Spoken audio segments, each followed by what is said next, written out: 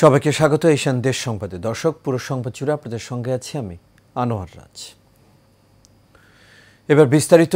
শরীয়তপুরের জাজিরায় মোটরসাইকেল থেকে পড়ে এক নারীর মৃত্যুর ঘটনাকে ঘিরে রহস্য তৈরি হয়েছে। ঘটনার 12 দিন পর নিহতের স্বামী 5 জনকে আসামি করে হত্যা মামলা করেছেন। তবে প্রত্যক্ষদর্শীরা বলছেন এটি ছিল নিছক দুর্ঘটনা, কিন্তু মামলার এজাহারেও গরমিল দেখা গেছে। গত 24 জুলাই শরীয়তপুর ঢাকা মহাসড়কের চৌকিদার কান্দি এলাকায় ব্রিজের ওপর মোটরসাইকেল থেকে পড়ে যান নার্গিস আক্তার। গুরুতর আহত অবস্থায় স্থানীয়রা তাকে উদ্ধার করে জাজিরা উপজেলা স্বাস্থ্য কমপ্লেক্সে নিয়ে যান। সেখান থেকে পাঠানো হয় ঢাকায়। 27 জুলাই ঢাকা মেডিকেল কলেজ হাসপাতালে চিকিৎসাধীন অবস্থায় মৃত্যু হয় তার। নরসিংদীর 5 মোড়ে সিএনজি স্ট্যান্ডে চাঁদাবাজি নিয়ে দ্বন্দ্বের জেরে 2 গ্রুপের মধ্যে সংঘর্ষে অন্তত 8 জন আহত হয়েছেন। এই ঘটনায় এলাকায় উত্তেজনা বিরাজ করছে। স্থানীয়রা জানান, 5 মোড়ের সিএনজি স্ট্যান্ডে দীর্ঘদিন ধরে চাঁদাবাজি করে আসছেন লাল মিয়া মেম্বার শুভ ও রনি।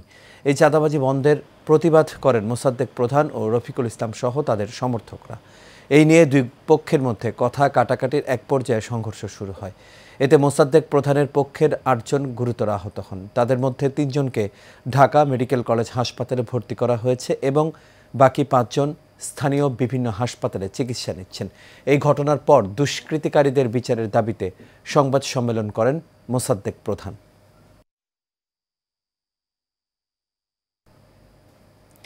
নরসিংদী পৌর শহরে ইন্টারনেট ব্যবসায়ী রিজভী হত্যা মামলায় জড়িত 3 জনকে গ্রেপ্তার করেছে নরসিংদী জেলা পুলিশ। রোববার রাতে রায়পুরা উপজেলার বিভিন্ন স্থানে অভিযান চালিয়ে তাদের গ্রেপ্তার করা হয়। গ্রেপ্তারকৃতরা হলেন তৈয়বুর রহমান, সেলিম মিয়া ও শিপন মিয়া। তাদের সবার বাড়ি রায়পুরা উপজেলার বিভিন্ন এলাকায়। এ বিষয়ে নরসিংদীর পুলিশ সুপার আব্দুল হান্নান বলেন, রিজভী হত্যা একটি পরিকল্পিত হত্যাকাণ্ড। ঘটনার পরপরই অভিযান চালিয়ে তিনি আসামিকে গ্রেপ্তার করা হয়েছে।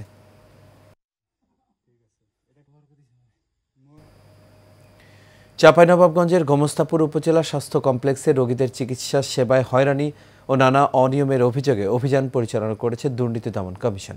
সোমবার সকাল 11:30 থেকে দুপুর 2টা পর্যন্ত টানা 3 ঘণ্টা অভিযান পরিচালনা করে দুদকের রাজশাহী সমন্বিত জেলা কার্যালয়ের একটি দল। এতে নেতৃত্ব দেন দুর্নীতি দমন কমিশনের সমন্বিত জেলা কার্যালয় রাজশাহীর সহকারী পরিচালক ইসমাইল হোসেন। এ সময় তার সাথে ছিলেন সহকারী পরিচালক তানভীর রহমান সিদ্দিক ও উপ সহকারী পরিচালক মাহবুবুর রহমান। দুর্নীতি দমন কমিশন সমন্বিত জেলা কার্যালয় রাজশাহীর সহকারী পরিচালক ইসমাইল হোসেন বলেন, অভিযানে রোগীদের খাবার সরবরাহ ও অ্যাম্বুলেন্স সেবায় ভাড়া আদায়ে অনিয়ম লক্ষ্য করা গেছে। তাছাড়া ডাক্তার সংকটের কারণে রোগীরা কিছুটা সমস্যায় পড়ছেন।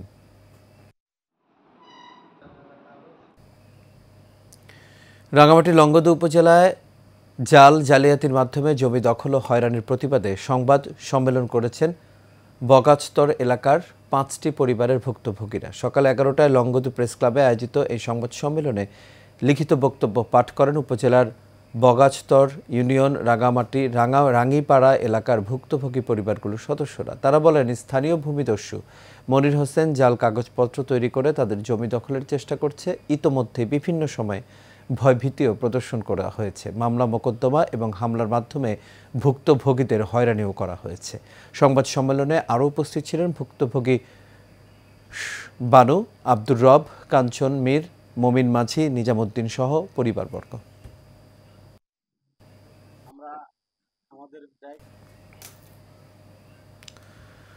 ছিনতাই মামলার 5 ঘণ্টার মধ্যেই চট্টগ্রাম নগরের কোতোয়ালির জলিলগঞ্জ এলাকা থেকে সিএনজি চালিত অটোরিকশা উদ্ধার ও 3 ছিনতাইকারীকে গ্রেপ্তার করেছে কোতোয়ালি থানা পুলিশ।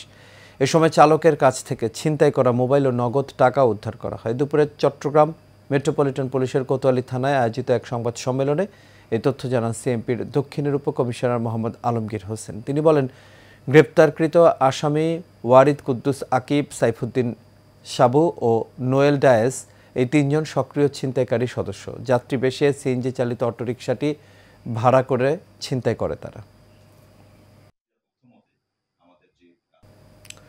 নারায়ণগঞ্জের রূপগঞ্জে 40 বছরের পুরনো গরুর হাটের দখলদার উচ্ছেদ করেছে উপজেলা প্রশাসন। এই সময় পাশে থাকা 7টি বালির গদির বিপুল পরিমাণ বালি ভ্রাম্যমাণ আদালত নিলামে বিক্রি করে দেন। দুপুরে উপজেলার রূপগঞ্জ সদর ইউনিয়নের পূর্বাচল ৪ নম্বর সেক্টর এলাকায় জনতা হাই স্কুলের নামে চলা এই হাটে অভিযান পরিচালনা করেন রূপগঞ্জ উপজেলা নির্বাহী কর্মকর্তা সাইফুল ইসলাম। এ সময় আরও উপস্থিত ছিলেন রূপগঞ্জ উপজেলার সহকারী কমিশনার পূর্বাচল রাজস্ব সার্কেল তাসবির হোসেন, রূপগঞ্জ থানা ভারপ্রাপ্ত কর্মকর্তা ওসি তরিকুল ইসলাম সহ প্রশাসনের কর্মকর্তারা।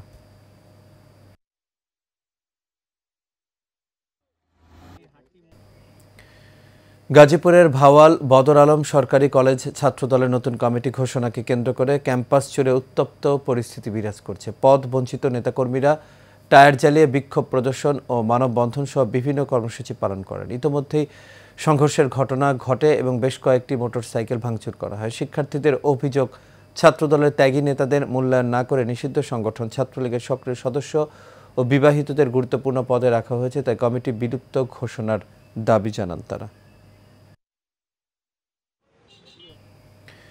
ব্রাহ্মণবাড়িয়ার নবীনগরে কর্মী সভা অনুষ্ঠিত হয়েছে। নাটঘর ইউনিয়ন বিএনপি ও অঙ্গ সংগঠনের আয়োজনে রোববার বিকেলে স্থানীয় কুড়িঘর বাজার প্রাঙ্গণে এই কর্মী সভা অনুষ্ঠিত হয়।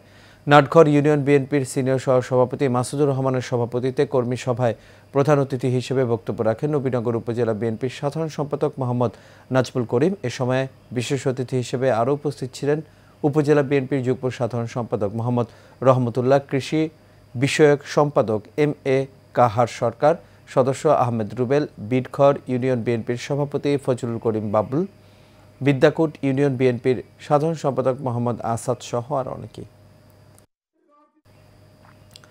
ময়মনসিংহের ভালুকায় নির্যাতন, হুমকি ও অপপ্রচারের প্রতিবাদে সংবাদ সম্মেলন করেছেন পাড়াগাঁও ৩ নম্বর ওয়ার্ড যুবদলের সভাপতি আবুল কাশেম। সংবাদ সম্মেলনে লিখিত বক্তব্যে তিনি জানান, দীর্ঘদিন ধরে জমি সংক্রান্ত বিরোধকে কেন্দ্র করে আব্দুল কাদের ও তার পরিবারকে নানাভাবে হয়রানি, অপপ্রচার এবং প্রাণনাশের হুমকি দিয়ে আসছে খোরশেদ ঢালির নেতৃত্বে এলাকার রিপন খান, সুমন খান, রাসেল, নাসিরউদ্দিন, আমিনুল সহ আরও অনেকেই। ফলে পরিবারটি চরম নিরাপত্তাহীনতায় ভুগছে। এই ব্যাপারে ভালুকা মডেল থানায় অভিযোগ দায়ের করা হয়েছে। সাংবাদিকদের প্রশ্নের জবাবে আবুল কাশেম বলেন, যুবলীগ সভাপতি রফিক বিগত ফ্যাসিস্ট সরকারের আমল থেকে এখনও তার অপকর্ম চালিয়ে যাচ্ছে।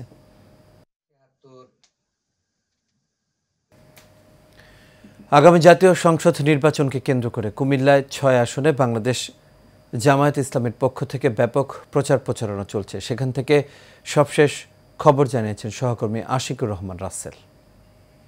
মোহাম্মদ বাংলাদেশ জামায়াত ইসলামী কেন্দ্রীয় কর্ম পরিষদের সদস্য, কেন্দ্রীয় মজলিস শুরার সদস্য এবং কুমিল্লা মহানগরী আমির। আমি 6 আসনের জন্য জনগণের পক্ষ থেকে আমাকে দায়িত্ব দিয়েছে।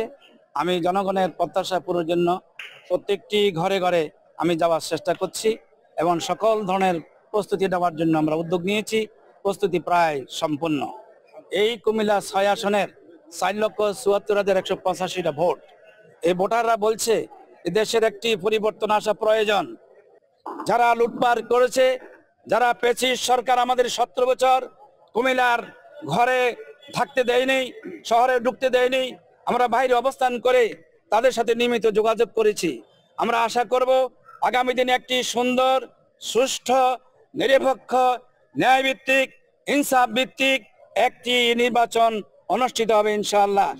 দর্শক, আপনারা শুনেছিলেন যে আসলে কুমিল্লা 6 আসন, কুমিল্লা যে শহর রয়েছে অর্থাৎ কুমিল্লা যে 6 আসন কুমিল্লা, সেই এখান থেকে কিন্তু আসলে যারা বাংলাদেশের যে জামাত ইসলামী তারা কিন্তু আসলে দাবি করছেন যে আগামী জাতীয় সংসদ নির্বাচনে তারা বিপুল ভোটে বিজয় হবেন বলে এমনটাই প্রত্যাশা করছেন এবং সর্বসাধারণ জনগণের যে উন্নয়নের যে ধারা রয়েছে সেই উন্নয়নের দ্বারা বাংলাদেশ জামাত ইসলামের হাতে ধরে সামনের দিকে এগিয়ে যাবে বলে এমনটাই তারা দাবি করছেন। এ ছিল কুমিল্লা থেকে সর্বশেষ সংবাদ। নোয়াখালীর সেনবাগে প্রথমবারের মতো father's aid junior Islamic scholars talent সার্চের উদ্যোগে মেধাবৃত্তি পরীক্ষার পুরস্কার ও সনদপত্র বিতরণ করা হয়েছে। সেনবাগ উপজেলা মডেল মসজিদ হলরুমে সেনবাগ মাদ্রাসা শিক্ষক সমিতির সভাপতি মাওলানা আমিরুজ্জামানের সভাপতিত্বে 140 জন শিক্ষার্থীকে পুরস্কৃত করা হয়। এনায়েতপুর মাদ্রাসার ইংরেজি প্রভাষক মহিউদ্দিনের সঞ্চালনায় অনুষ্ঠানের প্রধান অতিথি ছিলেন টপস্টার গ্রুপের কর্ণধার ও সৈয়দ হারুন ফাউন্ডেশনের প্রতিষ্ঠাতা chairman Lions Syed Harun MJF। এ সময় বিশেষ অতিথি ছিলেন কানকিরহাট ফাজিল মাদ্রাসার অধ্যক্ষ মুফতি গোলাম আজম, ছিলনিয়া সৈয়দ রুহুল আমিন স্মৃতি একাডেমির CEO আব্দুস সাত্তার সহ আরও অনেকে। কুমিল্লার চান্দিনায় বড়কিট ইউনিয়ন বিএনপি ও অঙ্গ সহযোগী সংগঠনের উদ্যোগে মাসব্যাপী বিএনপির ৩১ দফা বাস্তবায়নের লক্ষ্যে লিফলেট বিতরণ চলছে। চান্দিনা উপজেলা বিএনপির সভাপতি অ্যাডভোকেট আতিকুল আলম শাওনের নেতৃত্বে চান্দিনা উপজেলার বড়কিট ইউনিয়নের বিভিন্ন স্থানে চান্দিনা উপজেলা যুবদলের সদস্য সচিব মোহাম্মদ শাহজাহান মুন্সি ও যুবদল নেতা মোহাম্মদ শরীফুল ইসলামের নেতৃত্বে এই লিফলেট বিতরণ করা হয়েছে। আগামী জাতীয় সংসদ নির্বাচনে কুমিল্লা চান্দিনা ৭ আসন থেকে দলমত নির্বিশেষে আতিকুল আলম শাওনকে বিপুল ভোটে জাতীয় নির্বাচনে বিজয়ী করবেন বলে এমনটাই জানিয়েছেন তারা। অভয়াশ্রম গড়ে তুলে দেশি মাছে দেশ ভরি, এই প্রতিপাদ্যকে সামনে রেখে বরিশালের হিজলায় শুরু হয়েছে জাতীয় মৎস্য সপ্তাহ। জাতীয় মৎস্য সপ্তাহ উদযাপন কমিটি হিজলা উপজেলা শাখার উদ্যোগে উপজেলা পরিষদ হলরুমে সকাল ১১টায় উদ্বোধনী অনুষ্ঠান ও আলোচনা সভা অনুষ্ঠিত হয়েছে।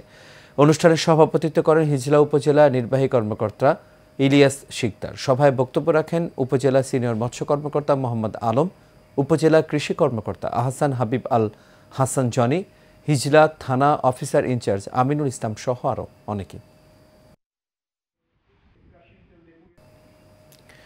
টাঙ্গাইলের মির্জাপুরে জাতীয় মৎস্য সপ্তাহ উপলক্ষে সকালে উপজেলা পরিষদ সভাকক্ষে র্যালি, আলোচনা সভা ও সম্মাননা ক্রেস্ট প্রদান অনুষ্ঠানের আয়োজন করা হয়। অনুষ্ঠানে রেণু উৎপাদনে সাফল্যের জন্য বেশ কয়েকজন মৎস্য চাষীকে সম্মাননা স্মারক ক্রেস্ট প্রদান করা হয়। সভায় সভাপতিত্ব করেন উপজেলা সিনিয়র মৎস্য কর্মকর্তা সারহা নাহিন। প্রধান অতিথি হিসেবে ছিলেন উপজেলা নির্বাহী অফিসার ABM আরিফুল ইসলাম। বিশেষ অতিথি ছিলেন সহকারী কমিশনার ও পৌর প্রশাসক মাসুদুর রহমান সহ আর অনেকে। প্রতি বছরের ন্যায় এই বছরও মানিকগঞ্জের ঘিওরে পালিত হলো জাতীয় মৎস্য সপ্তাহ। দিবসটি উপলক্ষে উপজেলা চত্বরে র্যালি, পোনামাছ পুকুরে অবমুক্ত করা, আলোচনা সভা ও পুরস্কার বিতরণ অনুষ্ঠিত হয়। অনুষ্ঠানে সভাপতিত্ব করেন উপজেলা নির্বাহী অফিসার নাসিতাতুল ইসলাম। বক্তব্য রাখেন উপজেলা কৃষি অফিসার তাহমিনা খাতুন, প্রাণী সম্পদ কর্মকর্তা পার্বতী পাল সহ আর অনেকে। নিজ উদ্যোগে বন্যায় ক্ষতিগ্রস্ত সড়ক সংস্কারের কাজে সন্ত্রাসী বাধার প্রতিবাদে সংবাদ সম্মেলন করেছেন নোয়াখালী জেলা যুবদলের সহ সমাজ কল্যাণ সম্পাদক ও সোনাইমুড়ি উপজেলা যুবদলের যুগ্ম আহ্বায়ক AHM শাহাদাত হোসেন জনি। রোববার সন্ধ্যায় সোনাইমুড়ির বজরা আবিদ হোসেন চেয়ারম্যান বাড়িতে এই সংবাদ সম্মেলনের আয়োজন করা হয়। এ সময় জনি অভিযোগ করেন, নোয়াখালীতে জনদুর্ভোগ লাঘব করতে গত কয়েক মাস থেকে তিনি নিজ উদ্যোগে স্বেচ্ছা কর্মীদের নিয়ে সড়ক সংস্কার করছেন। গত শনিবার বিকেলে সড়ক মেরামতের সময় একদল সন্ত্রাসী কাজ বন্ধ করে দেয়। এই ঘটনায় সোনাইমুড়ি থানায় লিখিত অভিযোগ দিয়েছেন তিনি।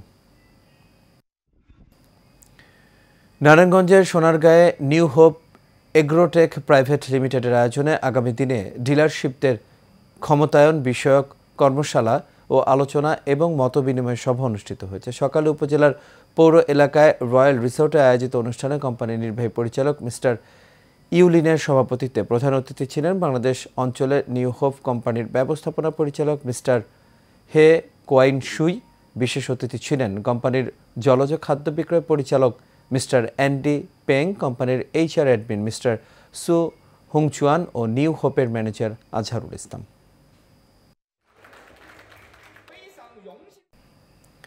গোপালগঞ্জের টুঙ্গিপাড়া বর্ণাঢ্য আয়োজনে জাতীয় মৎস্য সপ্তাহ 2025 শুরু হয়েছে। উপলক্ষে সকালে উপজেলা পরিষদ থেকে বর্ণাঢ্য র্যালি বের করা হয়।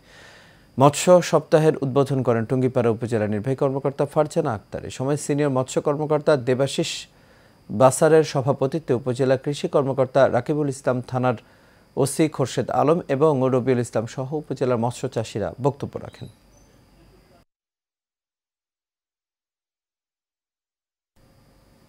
দর্শক, এই ছিল আমাদের এখনকার আয়োজনে। আমাদের পরবর্তী সংবাদ দেখার আমন্ত্রণ রইল। এতক্ষণ সাথে থাকার জন্য সবাইকে ধন্যবাদ।